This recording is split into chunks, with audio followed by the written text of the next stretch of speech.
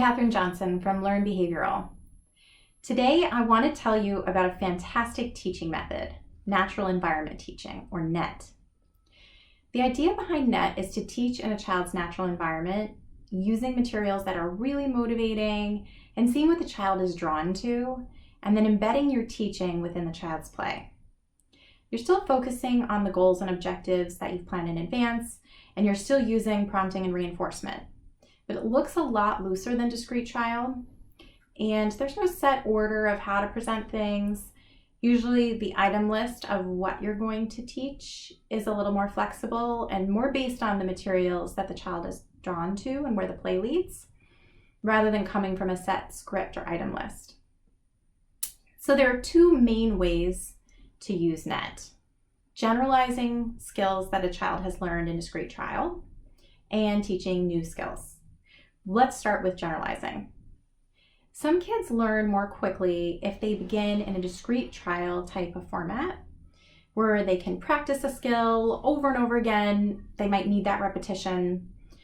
So for instance, if you taught colors in this type of a discrete trial format, you might then use natural environment teaching to make sure that those colors taught in discrete trial can actually be used in the natural environment.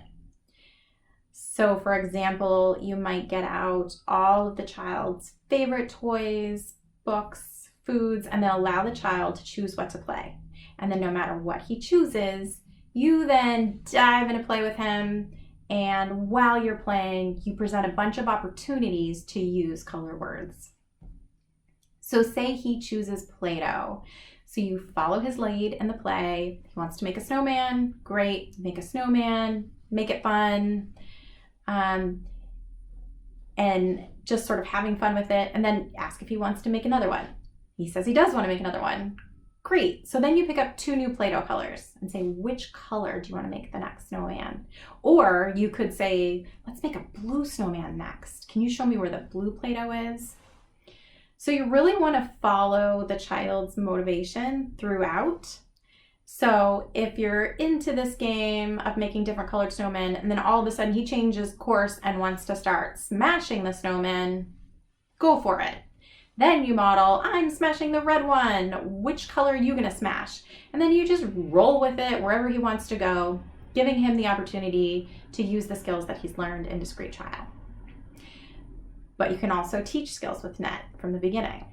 So there are some learners who can learn from the natural environment from the beginning. And that, if that works, it's a fantastic way to teach because it promotes generalization from the get-go. So as another example, say you're teaching a kiddo to label animals.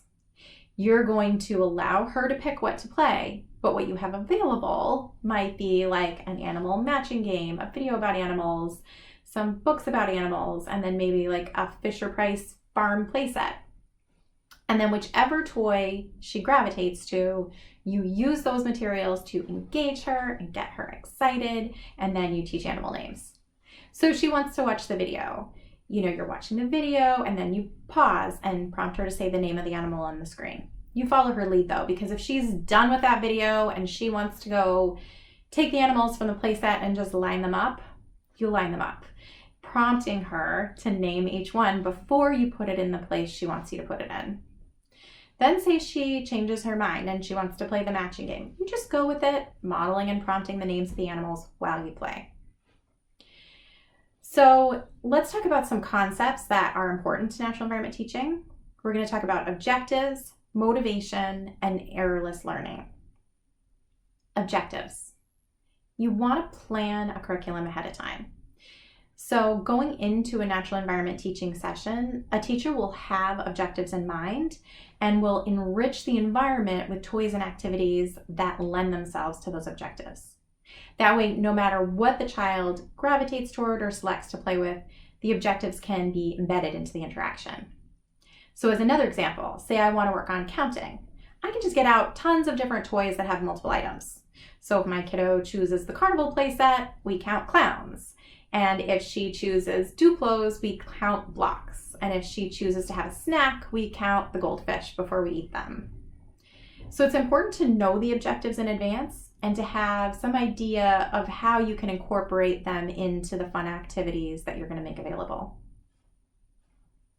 Motivation. Natural environment teaching requires that we really capture the child's motivation. So part of this is using really fun, engaging materials and toys and games that the child already loves. And using motivating operations, establishing operations is key.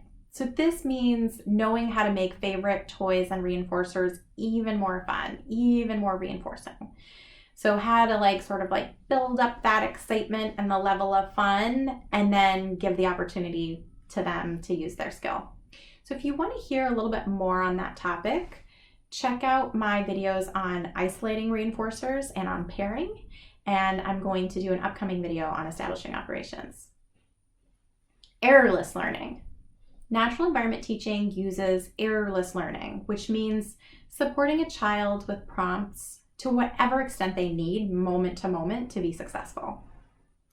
So one way to do this is to give the child an opportunity to respond, and then pause just for a second or two to allow an independent response if possible, but then stepping right in with a prompt before the child gets frustrated. Throughout this learning journey, the child might need more prompting or less prompting day to day. And again, you just follow the child's lead and give more support or less support as things go along, just depending on how the child's responding and what they need in that moment.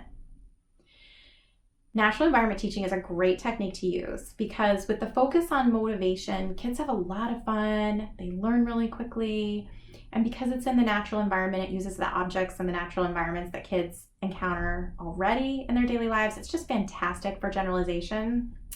If you're interested in learning more about natural environment teaching or getting coaching in NET, let your BCBA know. It's a really, really powerful way to teach, and I hope that I've inspired you a little bit to maybe give it a go. Thank you for tuning into my video, and I will see you next time.